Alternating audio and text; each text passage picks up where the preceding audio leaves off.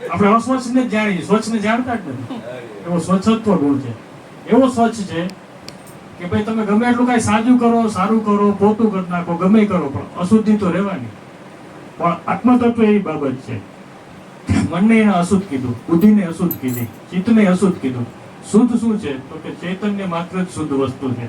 શુદ્ધ એટલી શુદ્ધ છે કે એનો અસ્તિત્વ જ દેખાતું નથી, અસ્તિત્વનો પતો જ નથી એનો, એવી શુદ્ધ છે. તો ગુરુ મહારાજ ઓળખાવે નહીં ને તો કોઈને સ્વચ્છત્વની ખબર પડે એવી નથી, એટલો સ્વચ્છત્વ છે. બીજો એનો પ્રેમનો ગુણ છે. પ્રેમનો ગુણ એટલે શું? બધાને સ્પર્શેલો, બધાને સ્પર્શતો હોય એને પ્રેમ કહેવાય. કે ભાઈ બધે એનો વ્યાપકતા છે, દરેકની અંદર સ્પર્શેલો છે. એટલે કાંઈ તમારી અંદર ઉઠે ને તો એને પેલા ખબર પડે. તમારા મનમાં, વિચારમાં, બુદ્ધિમાં કાંઈ પણ ઉઠે તો પેલા ન્યા ખબર પડે, પછી જગતને તમે જણાવો તો ખબર પડે, બાકી કોઈ ખબર ન પડે. તમારા મનને જાણવા વાળો કોઈ હોય તો એ તમારા મનના વિચારને જાણે, પણ એ પેલા તો તમે જાણી લ્યો.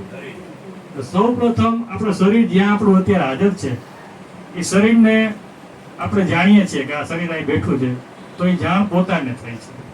આપણે બેને કીધું ને કે ભાઈ કાંઈ સંભળાય છે તો પેલા પોતાને સંભળાય છે, પેલા પોતાને જણાય છે. એટલે એ જાણનારનો ગુણ સતત વિદ્યમાન છે, અને પોતે સતત એવો ચૈતન્યમય હાજર છે કે આ બધી જાણને સતત પોતે જાણ્યા રાખે છે. કાંઈ પણ વ્યવહાર આપણે કરીએ, સાંસારિક વ્યવહાર કરીએ કે ક્યાંય સત્સંગમાં જઈએ, તો જ્યાં જ્યાં આપણી ઉપસ્થિતિ હોય ત્યાં પણ માત્ર જાણવામાં આવે છે.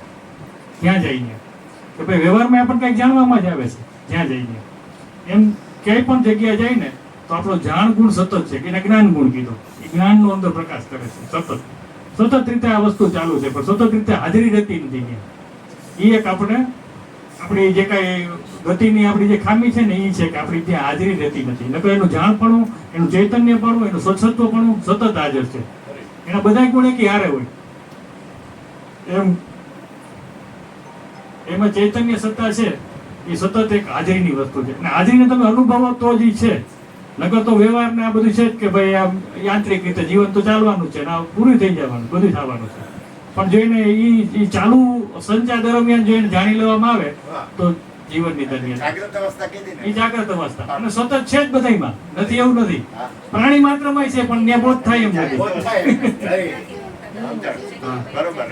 પ્રાણી માત્રમાં એક ગુણ છે પણ ત્યાં બોધ થાય એમ નથી.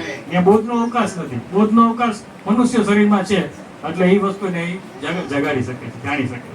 પણ એ જાણપણામાં રહેવાનું, સતત આ જણાઈ રહ્યું, કોઈ પણ જ્ઞાન જણાઈ રહ્યું, કોઈ પણ શબ્દ જણાઈ રહ્યો છે, કાંઈ પણ અવસ્થા સંવેદના જણાઈ રહી છે. બીજું કઈ થતું જ નથી જીવનમાં જાણવા સિવાય.